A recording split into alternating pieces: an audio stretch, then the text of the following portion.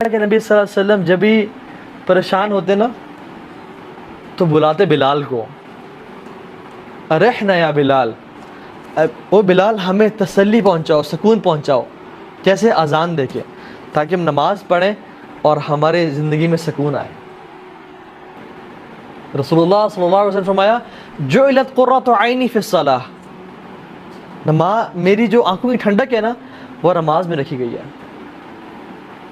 ان کو جب بھی خوشی ملتی ہے، پریشانی ہوتی ہے، فوراً سے اللہ اکبر اللہ کے سامنے کھڑے ہو جاتے ہیں اور اپنے دل کے دکھ سارے بیان کر دیتے ہیں اور پھر کہتے ہیں یا اللہ اب تو جانے تیرا کام جانے۔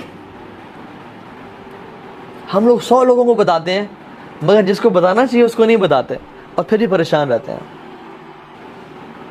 اللہ کے نبی کہتے ہیں ارحنا یا بلال، بلال ہمیں راحت پہنچاؤ۔ ہم کیا کہتے ہیں اگر امام سورہ یاسین شروع کر دیں نماز میں، ہم کہتے ہیں انقذنا یا امام، امام ہماری جان چھوڑ دیں، ہم نے جانا ہے پیچھے کاروبار ٹھپ ہو رہا ہے، ہم نے جانا ہے پیچھے باس ویٹ کر رہا ہے۔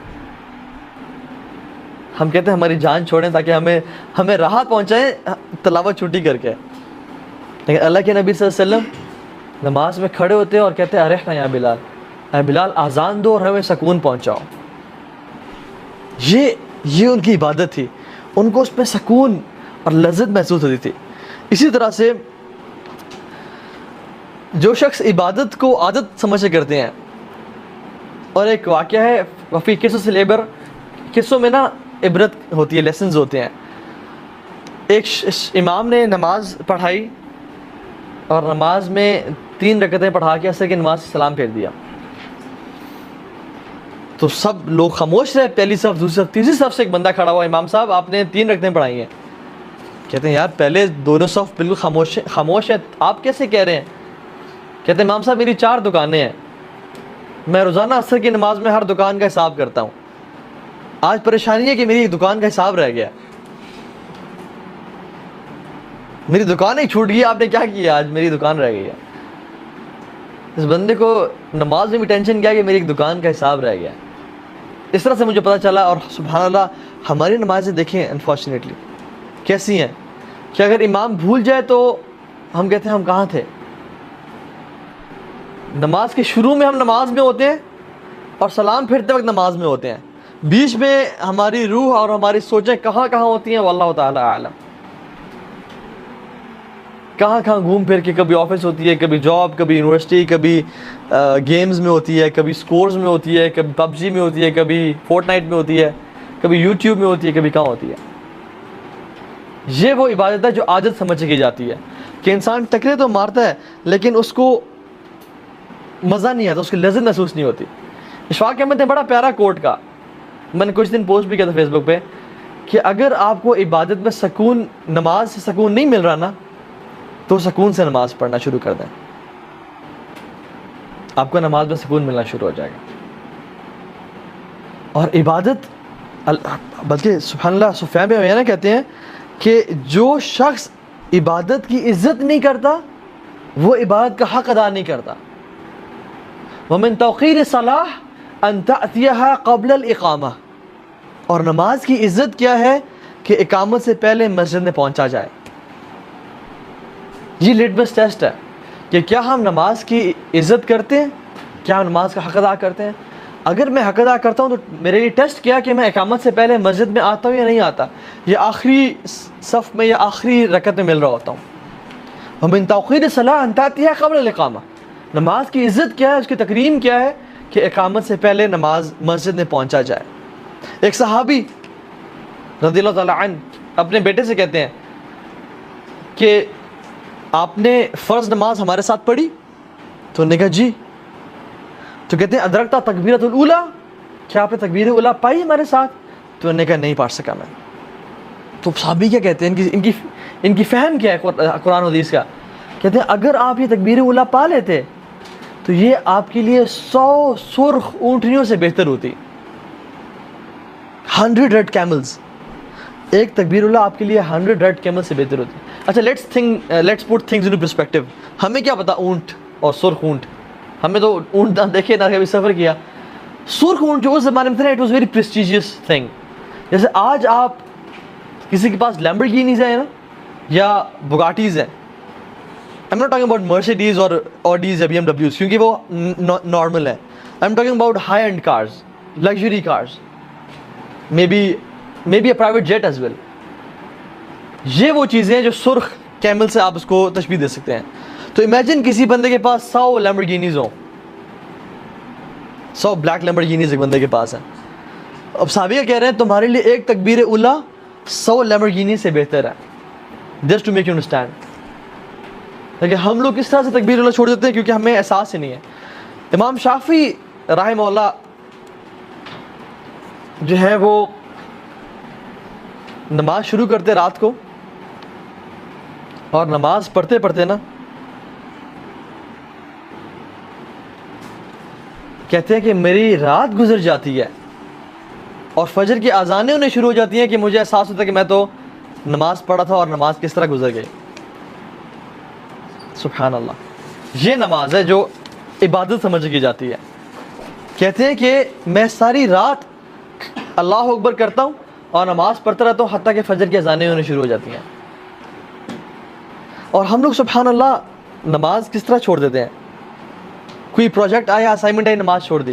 اللہ کے نبی نے صحابی کو کہا تھا کہ اے میرے صحابی فرض نماز کبھی نہ چھوڑنا. ان قتلت او حرقت, چاہے تجھے کاٹ دیا جائے یا تجھے جلا دیا جائے, تو نے فرض نماز نہیں چھوڑنی.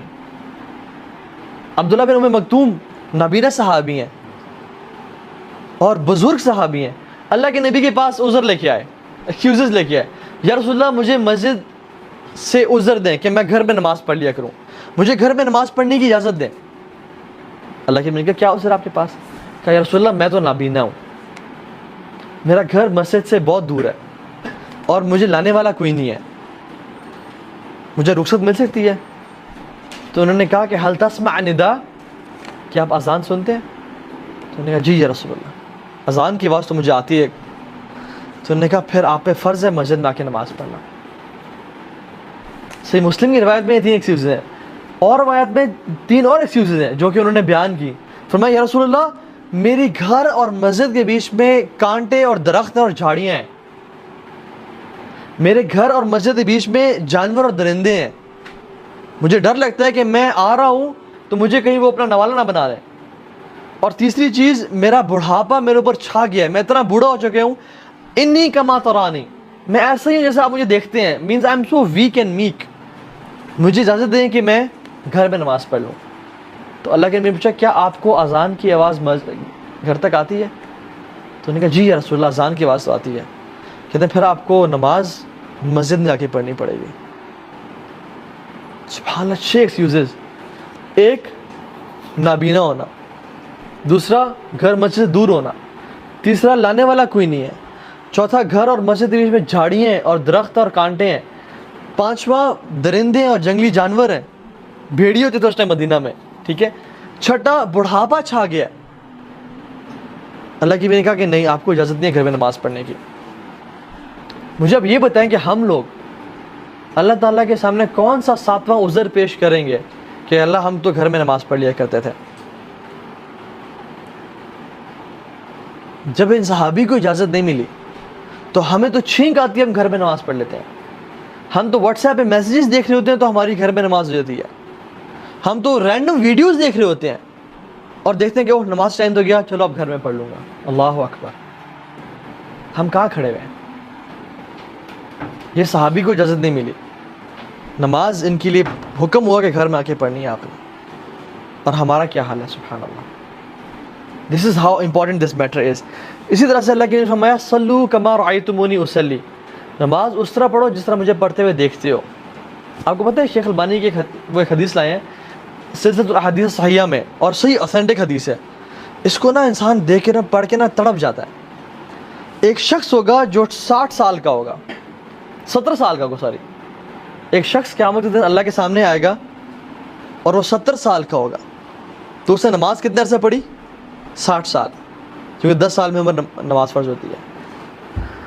اللہ کے نبی نے فرمایا کہ اللہ رب العالمین اس کی ایک نماز بھی قبول نہیں کریں گے, ایک نماز بھی قبول نہیں کریں گے. اور اللہ رب العالمین کون ہے؟ رحمت للعالمین, غفور غفار. ایک نماز قبول نہیں ہوگی. تو صحابہ نے پوچھا رسول اللہ کیوں, کیا وجہ بنی؟ تو کیا بولیں گے؟ لِأَنَّهُ يُتِمُّ رُكُوعَ وَلَا يُتِمُّ السُّجُودَ وَيُتِمُّ السُّجُودَ وَلَا يُتِمُّ الرُّكُوعَ.